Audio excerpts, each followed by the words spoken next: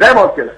ارجع لسات النص اللي فاتوا، احمد توفيق يجيب جول في نفسه، محمود فتح الله يشوط الاحسن واحد في البلنتات يشوطها في السماء، بعد ما خلاص انت متفوق في السوبر واثنين بلنتين ضاعوا، يوكوفي يضيع البلنتي كلام غير طبيعي. بقول لك يا سياده الشهر، شكله كان عمل محترم، واحد عامل عمل محترم يعني.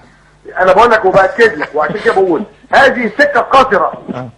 وبقول تاني، اللي يفرح مش جماهير الاهلي المحترم اللي انا قابلتها الفتره، اللي يفرح الجن والعفاريت، واخد بالك؟ انما ده ماتش كان غير طبيعي، لعبني راجل لراجل، لاعب للاعب. اما الولد اللي بيقلد النسانيس واخد بالك، بيعمل حركات النسانيس، فحسابه هيبقى عسير. انك لازم تبقى محترم وتعرف ان لحم كتافك من خير نادي الزمالك اللي اداك ملايين، اللي كان بياكلك ويشربك.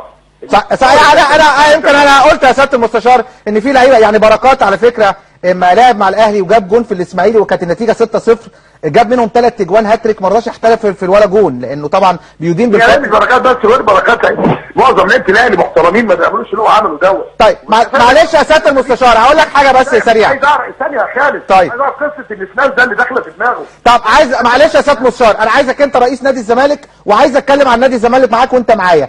زياد بيقول هي ملحوظه يا خالد، محافظ عليها. اتفضل.